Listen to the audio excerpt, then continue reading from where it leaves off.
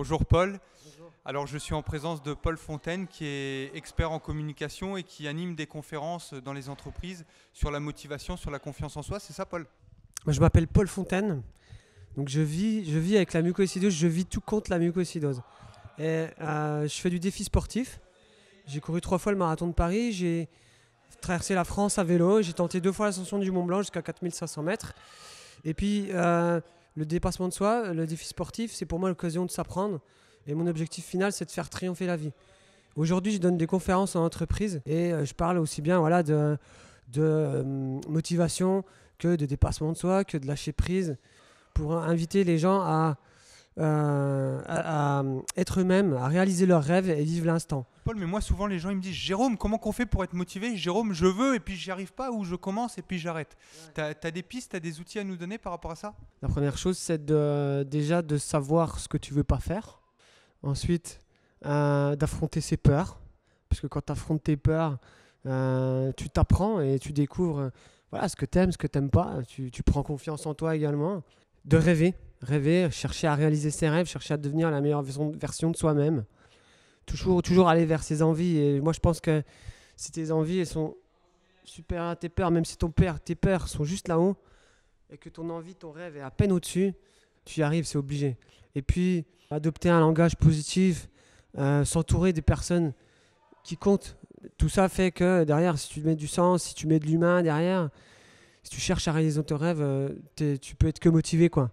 Donc si je résume en quelques mots, donc la passion, pour que ça soit bien vivant en nous, parce que s'il n'y a pas la passion, ça ne va pas être durable en quelque sorte. Et puis se dire que tout est possible du moment qu'on y croit, du moment qu'on a un rêve. Et j'ai envie de dire, on ne l'atteint pas, mais on aura progressé. C'est un petit peu ça ton message? C'est ça, c'est que j'ai tenté 2 fois l'ascension du Mont Blanc, je suis monté à 4500 mètres les 2 fois. À chaque fois, il restait 300 mètres, le sommet il est à 4008. Mais ce que je sais, c'est que je mets des choses en place. Je teste des choses tous les jours pour être mieux demain et pour arriver à mon objectif. Tout ça fait que je donne le meilleur de moi-même au quotidien. Jusqu'au jour de l'ascension, je donne le meilleur de moi-même. Et si ce jour-là, la limite du corps, elle n'est pas à 4008, elle est à 4005, c'est comme ça. C'est la montagne, c'est la nature, ça, il faut l'accepter.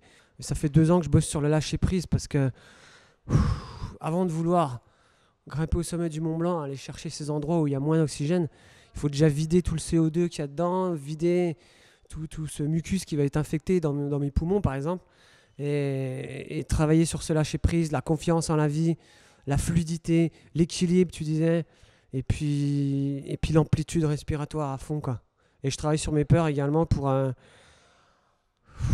me laisser prendre de la place à l'inspire, et puis me laisser expirer, respecter ses limites, laisser s'écouler mon diaphragme. Donc en gros, visez l'excellence, vous passez à l'action en quelque sorte, si je résume le discours de Paul.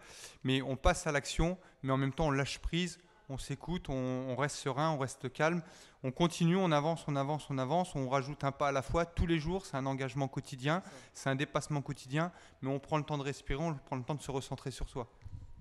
On prend ce temps-là, ouais. Je dis souvent qu'il n'y a pas le temps pour faire les choses. Parce que dans le présent, il n'y a pas de maladie. La mort n'existe pas dans le présent, la maladie n'existe pas.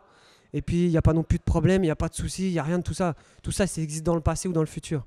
Donc, plus je serai dans le présent et plus je serai en santé. Un grand merci, Paul, et puis surtout bravo à toi. Merci. Merci beaucoup.